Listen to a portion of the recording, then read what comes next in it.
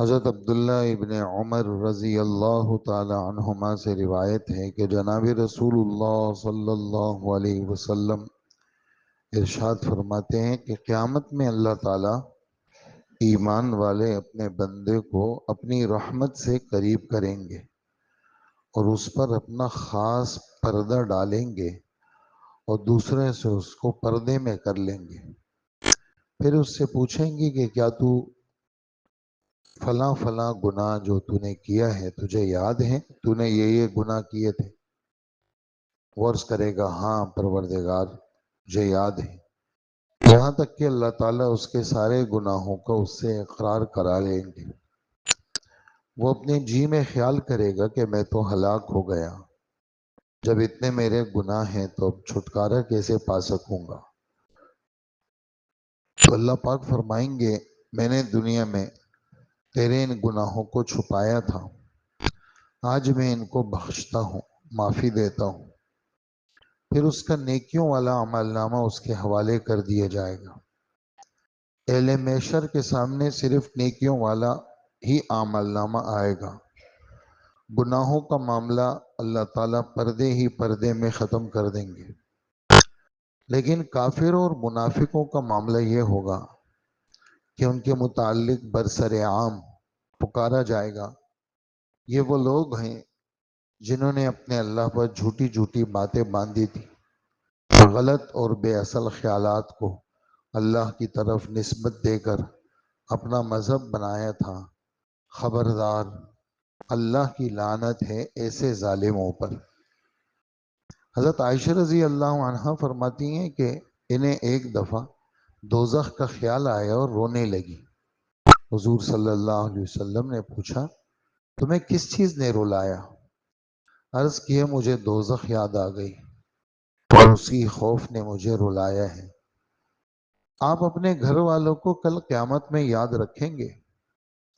جناب رسول اللہ صلی اللہ علیہ وسلم نے فرمایا تین جگہ تو ایسی ہوگی کوئی کسی کو یاد نہیں کرے گا اور کسی کی خبر نہیں لے گا۔ ایک اعمال کے تولے جانے کا وقت، جب تک یہ پتہ نہ چل جائے کہ اعمال کا وزن ہلکا ہے یا بھاری ہے۔ دوسرے اعمال ناموں کے تقسیم کا وقت، جب مرد مومن دائیں ہاتھ میں اعمال نامہ پا کر خوشی خوشی دوسروں سے کہے گا پڑھو میرا اعمال نامہ، یہاں تک کہ پتہ چل جائے کس ہاتھ میں دیا جاتا ہے اس کا اعمال نامہ، دائیں ہاتھ میں یا بائیں ہاتھ میں۔ تیسرے پل صراط پر جب کہ وہ دوزخ پر یہ پل رکھا جائے گا اور حکم دیا جائے گا کہ سب اس پر سے گزریں۔ جناب رسول اللہ صلی اللہ علیہ وسلم کے اس جواب کا حاصل یہ ہے تین وقت ایسے نفسا نفسی کے ہوں گے، ہر ایک کو صرف اپنی فکر ہوگی، کوئی کسی دوسرے کی مدد نہیں کر سکے گا۔ ایک وزن اعمال کے وقت، دوسرا تقسیم اعمال کے وقت اپنے اپنے اعمال ناموں کے منتظر ہوں گے۔ ہر ایک اس فکر میں غرق ہوگا کہ دائیں ہاتھ میں ملتا ہے یا بائیں ہاتھ میں۔ تیسرے اس وقت جب پل صراط دوزخ پر ایک پل رکھا جائے گا، گزرنے کا حکم ہوگا۔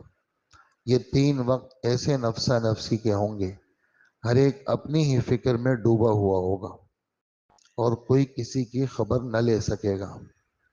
اس حدیث کی روح جناب رسول اللہ صلی اللہ علیہ وسلم کے اس ارشاد کا منشا بس یہی ہے کہ ہر شخص آخرت کی فکر کرے اور کوئی کسی دوسرے کے بھروسے کے اوپر نہ رہے۔ اللہ پاک ہم سب کو فکر آخرت نصیب فرمائے اور اللہ ہم سب پہ پردہ ڈال دے، ہمارے گناہوں پر اللہ پردہ ڈال دے، نہ دنیا میں ہمیں بدنام کرے اور نہ آخرت میں اللہ پاک ہمیں رسوا کرے۔ اللہ ہمیں عمل کی توفیق عطا فرمائے۔ الحمدللہ رب العالمین والصلاة والسلام علی نبینا محمد وآلہ واصحابہ اجمعین۔ ربنا آتنا فی الدنیا حسنہ وفی الآخرة حسنة وقنا عذاب النار۔ ربنا اغفر لنا ولإخواننا الذين سبقونا بالإيمان ولا تجعل في قلوبنا غلا للذين آمنوا ربنا إنك رؤوف رحيم. اللهم اغفر لنا ذنوبنا واستر لنا عيوبنا وارحمنا يا رحمن يا رحيم يا كريم. ارحمنا في الدين والدنيا والآخرة. وصلى الله وسلم على نبينا محمد وآله وأصحابه وأمته أجمعين. آمين برحمتك يا أرحم الراحمين.